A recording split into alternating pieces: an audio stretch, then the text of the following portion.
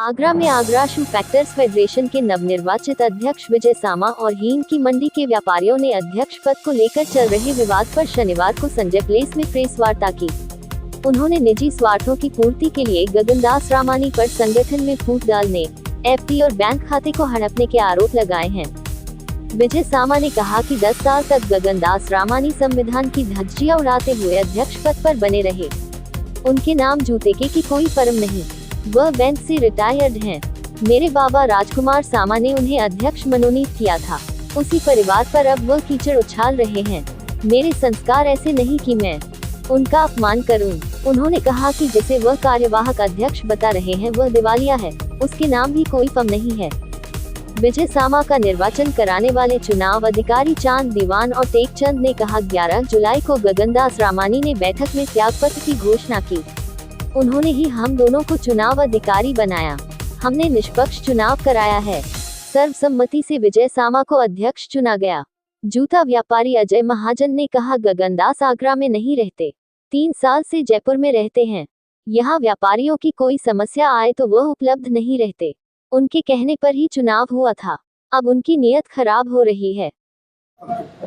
मैं मित्रों अब तक सारे एविडेंस आप सबको दे चुका हूं। जो चुनाव अधिकारी हैं कृपया कर कैमरा उन तरफ कर लीजिए। श्रीमान चांद देवान जी और टेकचंद जी, उन्होंने इस स्वच्छ चुनाव प्रक्रिया को कराया और मुझे निर्विरोध अध्यक्ष चुना। और इसके अलावा अगर मित्रों कोई चाहता है तो उस पूरे कार्यक्रम की वीडियो रिकॉर्डिंग मेरे पास है। वो जब जो व्यक्ति चाहे मैं उसको उपलब्ध करा सकता हूं। और जो संविधान के दायरे में हुआ, संविधान की कॉपी भी मैंने मित्रों आपको दे दी है। 2009 से मैं सदस्य हूं, वो कॉपी भी आपको दे दी है। 2024 तक मेरे पैसे जमा हैं, वो कॉपी भी मैंने आपको दे दी है। और साथ के साथ स्वर्गीय राजकुमार सामा जी जिस पद के लिए चुनाव लड़ते थे उस फर्म का मैं विजय सामा प्रोपराइटर था, जिसके प्रतिनिधि के रूप में वो चुनाव लड़ते थे। वो कॉपी भी मैंने मित्रों आपको दे दी है।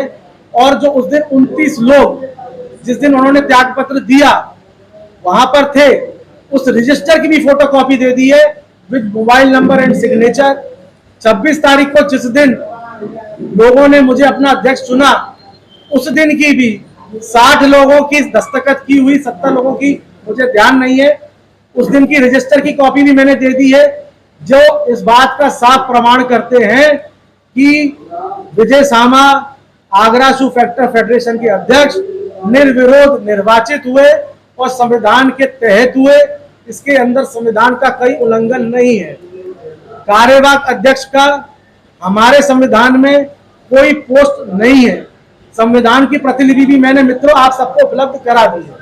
ये पूरा मामला आ रहा है उसको को लेकर है या व्यक्तिगत आपके अध्यक्ष चुने जाने को लेकर? ये तो वही बता सकते हैं कि वो मेरे पर विरोध कर रहे हैं या प्रक्रिया पे। अगर वो दोनों में से किसी भी कर रहे हैं वो विरोध मेरा कर रहे हैं, मेरे परिवार का कर रहे हैं, स्वर्गीय राजकुमार सामा जी का कर रहे हैं।